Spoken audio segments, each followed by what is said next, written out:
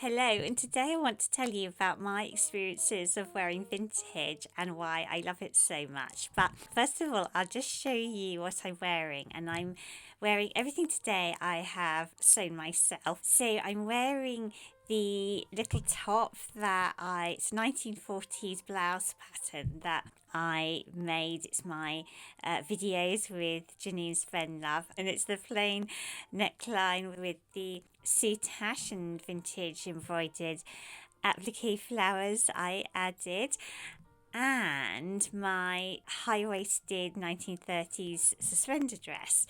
So I'll just show you. I'll show you the little sleeve first with the, the little flower, and you can see the neckline, and then that is the little dress. And the dress I made from baby needle cord from Liberty of London.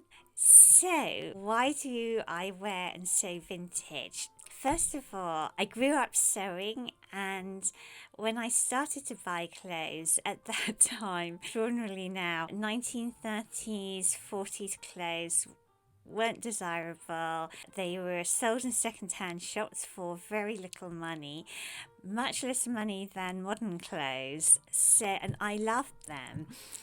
So I bought them, and sadly I wore them a lot, and a few of them I wore out, which is why I do still collect and wear vintage clothes, but I wear them on special occasions and I look after them, particularly the very precious 1930s dresses I own, the ones from the 50s. They're fine. It's not just that they're more recent. They are made of like hard wearing kind of cotton and things quite often. Whereas the 30s dresses were often made of rayon or quite frail crepes, the ones that I have anyway. They're quite fragile. But I love them and I want to wear that style, and I can sew. And I absolutely find vintage patterns completely fascinating. And although I actually did study pattern cutting at Central St Martin's, because I'm a standard size, I actually fit vintage patterns very easily. And I think I'm a standard size for vintage patterns. I think I said somewhere else that in the 1940s, the average height was 5'2", and I'm quite petite. So vintage patterns, they tend to come in my size and they tend to fit me exactly with no adjustments. So with that, and the fact that they have all these fascinating details, and I collect sewing techniques books from that era, 30s, 40s, and a bit later. I really enjoy the process of constantly learning and finding new vintage patterns and sewing them. And it has the additional benefit that because I've made the clothes, although often from vintage fabrics, not what I'm wearing today, but often from vintage fabrics, they're much less fragile than the originals, so I'm then happy to wear them for every day. And as I've been out and about recently to some really quaint and interesting places, I want to show you my handmade clothes out and about, in the wild. As they would be seen in every day. So when I've been like squashed up in the car, so looking like clothes usually do, sort of a bit crumpled or whatever, just how I actually look. And I just wanted to chat quickly about people's reactions to vintage. So first of all, depends what you wear, really. A lot of vintage, you think of 40s house dresses, 50s shirt dresses, 40s pinafore dresses. They all look just fine today. They're pretty timeless. Some clothes look a little bit more vintage, like that's what I'm going to be doing next week, the 50s dresses with a very full skirt. They look very obviously 50s vintage, but people love them. I think that the thing that gets most reaction if you wear vintage is wearing a hat. And of course, what hat? How extreme will also influence the reactions. So I'm pleased to say that I will be wearing my most extreme hat in the videos to come, out and about in public. And in fact, the only person that had any complaint about the hat was a dog. And I think it's a very small dog, and it's a very, very large hat. And I think what it saw was this like little being with this gigantic head. I'm not sure how well dogs see. I think I just it's like enormous head, and it just couldn't take its eyes off me. Barked a bit, went away, came back, kind of had a look like, is it still as bad as I imagined? Yes, it is. But apart from the dog, everyone else, I would say, apart from one comment that I think I repeated in my Swishy Culottes video, only one comment in years, everyone kind of enjoys seeing you in vintage. It's kind of colourful and decorative, kind of much more colourful and decorative than a lot of clothes now, really. So it tends to bring a smile to people's faces, and I would say that they're extra nice to you if you're wearing vintage, just because you've brighten their day up a bit, really. Then just one more before I show you my out and about adventures in my hand sewn vintage garments, or some of them anyway. I can't do them all. Another real benefit of wearing vintage is, of course, you step outside fast fashion, which is not only a wonderful thing ethically to do with the amount of damage that is done to the environment through fabric that I'm sure you're aware of, but also for your own mental health, or whatever they say now, for your own sense of well-being. It's wonderful not to be told that clothes that you bought last season are now out and being replaced by more clothes this season. Basically, not to be at the mercy of people who are really just making money by changing trends and telling you that what you wore last month is out and this month is in. You wear vintage, you've just stepped outside all of that, and you can find perhaps a favourite era, or you can think, actually, I love to dip into different eras. There are things I love about this era or that era, and I don't want to tie myself to a specific era. Other people love to be like really authentic. Actually a couple who live near me who completely dress in 1930s clothes. Their car is a 1930s car. Their house is completely done out in the 1930s. They basically could, round here, they basically could be living in the 1930s. So you can take it however you want and develop your own personal style within that. So having rabbited on, I will now show you all my... Oh yeah, and I referred to the being stared at in my title, and I think that's often a dread that people have. Now, I am quite a sort of, believe it or not, shy, hermity, introvert. I don't like being stared at, but I don't really mind having my clothes looked at. And there is a difference. When I was travelling on the London Tube, I know people are bored, but you'd find, you'd close your eyes for a moment and then you'd feel yourself being stared at and somebody's eyes would be like boring into your face. Well, that doesn't happen when you're wearing vintage fashion because they're too busy looking at your clothes. So there's less that sense of being scrutinised and more the sense that they're just looking at you and smiling and you've cheered them up a bit. So let me show you what adventures I've been on.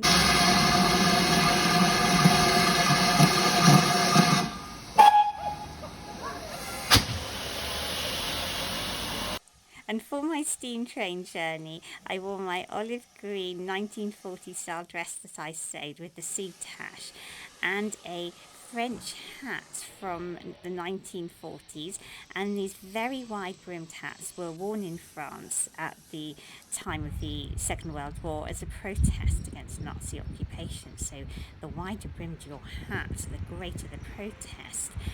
And there were lots of stops along the seafront.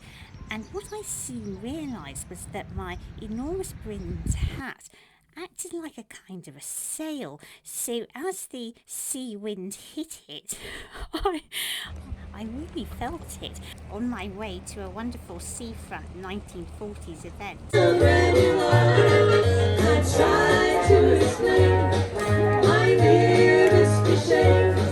So kiss me and say you'll understand. No one here can love or understand me. Oh, one heart looks so. Chips and rice are very nice.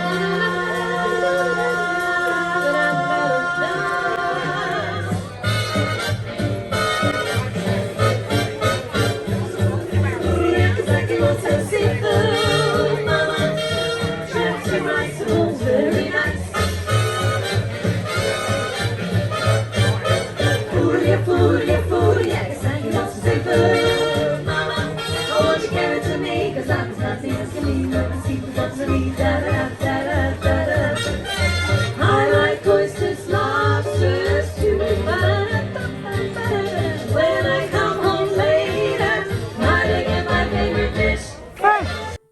And this was another lovely little outing I went on in my 1940s overall and hooded blouse to a really pretty gardens, putting on my glasses, which are replica small 1930s glasses. Yes, to this really pretty garden. It's got a cafe attached. It's all family run, and some lovely pet lambs. Nothing awful's going to happen to them. They're pets, so that's always lovely. And of course I made these overalls in quite a hard wearing cotton twill, the one with the Spitfire motifs on. And oh, talking of sheep, here is someone you normally see as a kind of sofa dweller, but I'm out walking them and you can see somebody is pretty athletic. There she is, showing off that she doesn't just lie around on the sofa. Someone else, however, a little less athletic. Oh no, she can run. Oh no, wasn't a very good idea after all. And the English countryside is just so lovely at this time of year. May is wonderful, and the Angelica is just smelling gorgeous, and look for it too. Views of the sea. And I just thought I would show you Pixie running in slow motion. Look how much ground she's covering. What an athlete. She can do it. You can do it, Pixie. You can run. Are you making fun of me, Mum? I think you are. I have my suspicions. And then they have a kind of lovely roll. So good. And where one's rolled, it's always slightly suspicious when another one rolls in the same spot. And then visiting the medieval village of Dunster in my 1930s, early 40s flower and ladybug outfit, and also the vintage 1940s style cardigan that my mother kindly knitted for me. Oh, and also the little pixie beret that I made to match the outfit, and I've made two of these pixie berets. I have a video on making the first one. And I've worn this outfit such a lot, and I think it's because the fabric is very wearable. It's a soft wool, but I think it might be kind of like a Viella, and it doesn't crease much, and it's just really wearable.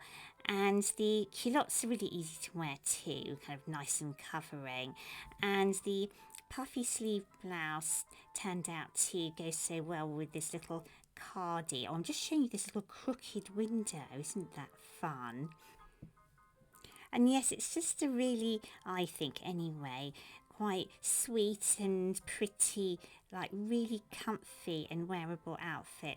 And if you think that I've been squashed up in the car, well, in and out of the car all day in this, it really it doesn't look too rumply either. And before I leave this pretty little village, there are a couple of people that I just have to show you, and there they are. And I just had to say hello to them. English bulldogs, I think they are.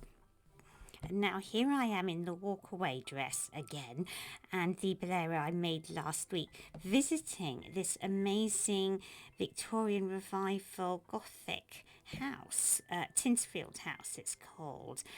And it was actually occupied till quite recently by a family who just walked away and left everything as it was when they left us the National Trust. I love rocking horses. So I absolutely love Victorian Gothic Revival. I love all the carvings, the ornateness. Look at that medicine cupboard, and I look at a stained glass window like this and I think of textiles and appliques you could do. And speaking of which, they had this red dress project on display, and this amazing dress has been embroidered and appliqued by vulnerable people living in poverty in 49 different countries, men and women, all paid properly for their work on this dress. Look at that washing line and the blackbird. I think it's absolutely wonderful. And of course I had to parade around, and you can see with the walkaway dress a little problem that reveals itself, what literally reveals my petticoat from time to time, but otherwise I felt really comfortable in it. And again, it's been squashed up in the car for hours and really doesn't look so bad, I don't think. I'm wearing a brown velvet true vintage half hat with it, and this was just looking around the Victorian glass houses with all the plants. I always love these Victorian glass houses, and I love that pelargonium trained up the wall. Isn't that jolly? And just kind of wandering around the pathways, admiring the views everywhere. I wore a nice little pair of flat ballet pumps that are very comfortable and grip my feet quite well, so you'll be glad to know I was perfectly happy walking around without my feet getting at all sore. And just as well, because the grounds were so beautiful. Look at these fabulous old trees and the topiary. It was a really, really special place. The red knob? That's right, should have a little square in the centre. Is it going? Oh, there, that one.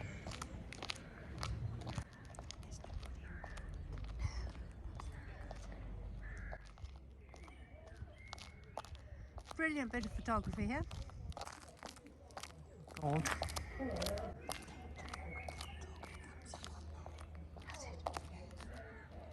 Okay, so you're still walking. Feel straight and then just keep holding it straight and I'll walk into the picture. Right, okay. Don't follow her, Rose. No, got that. Can you see all of me? No, hang on. There, I can now. Hang on, can I do it again and then where you... I was trying to get the house in. I wasn't worrying about you. Yes, I've got the feet in. Okay, got all of you in. Okay. No, my petticoat's fallen down. We're going to move because I've got it. No, it's no good. My petticoat's fallen down. I had never forgotten the pin. Pat, can you see a pin there in my waist? Oh, gosh. If the pin's fallen down, I'm in trouble. The pin's dropped off. Can you find the pin? Oh, good. Is this what you've held up with? Yes, I've never got round to showing the hook and eye on. You've been walking around with this stuck in your belly? I've got this playing away. Oh, stop it. I don't know how. Just... You filming? I've just done it. Yes. Yep. Filming now? Yep.